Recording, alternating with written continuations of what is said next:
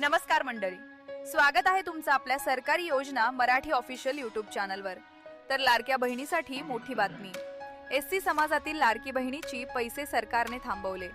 SC समाजातील महिलांना योजनेतून बाहेर केले। EKYC नावाखाली सरकारचा मोठा धक्का। तर वंचित बहुजन आघाडीचे राज्य प्रवक्त्या उत्कर्षताई रुपवते यांनी काय बोलले आहे थोडक्यात पाहू। सविस्तर माहिती। नमस्कार मंडळी, महाराष्ट्राच्या महायुती सरकारने विधानसभेच्या निवडणुकीपूर्वी मुख्यमंत्री माझी लाडकी बहीण योजनेचा आरंभ केला। त्या योजनेअंतर्गत अनेक महिलांना 1500 रुपये दरमहा असे त्यांनी कबूल केले आणि ते सुरूही केले। आता निवडणुकीच्या पार्श्वभूमीवर जेवढ्या महिलांनी तिथे आपलं नाव दिलं त्यांचे काहीतरी डॉक्युमेंट्स घेऊन त्यांनी सगळ्यांना तो लाभ सुरू केला। निवडणूक संपल्यानंतर मात्र एकेका महिलेला त्याच्यातून बाहेर काढण्याची प्रक्रिया सुरू झाली। आपण लक्षात घेऊया आकड्यांच्या माध्यमातून। पहिल्यांदा जेव्हा आकडा आला तो लाडकी बहीण योजनेमध्ये किती महिलांना लाभ मिळत होता? 2.6 कोटी एवढ्या महिला फक्त महाराष्ट्रामध्ये या योजनेच्या लाभार्थी झाल्या।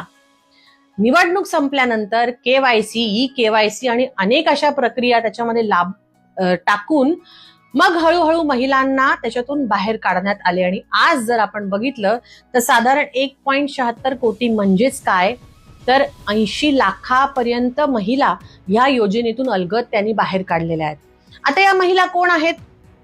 विशेषतः कष्टकरी, शेतकरी, मागासवर्गीय जाती जमातींच्या सगळ्या महिला ज्या वारंवार ह्या EKYC, KYC प्रक्रियेमध्ये येऊ शकत नाही, ज्यांच्याकडे पुरेसे डॉक्युमेंटेशन कदाचित नाही, अशा महिलांना याचा सर्वात जास्त फटका बसलेला दिसतोय। 3-4 मुद्दे याच्यात आपण समजून घेऊया। ह्या निधीसाठी लागणारा जो अवाढव्य पैसा आहे हा नेमका कुठून येतोय?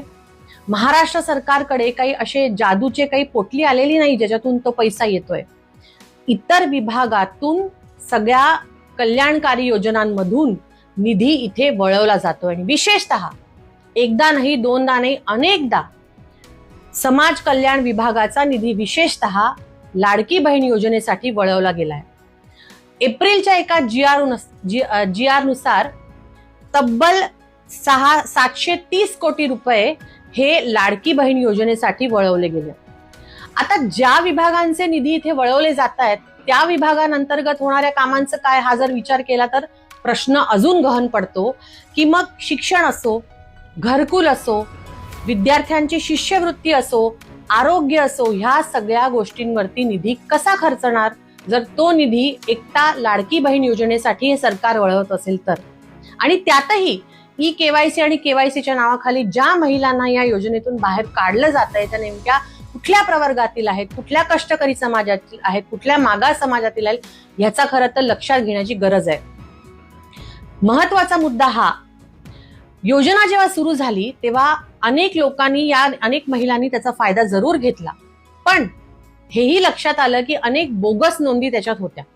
त्या कशा? 14,000 पेक्षा जास्त, मी नाही, सरकारी आकडे, 14,000 पेक्षा जास्त पुरुषांनी या योजनेचा लाभ घेतला। 5,000 पेक्षा जास्त तर सरकारी कर्मचाऱ्यांनी या योजनेचा लाभ घेतला।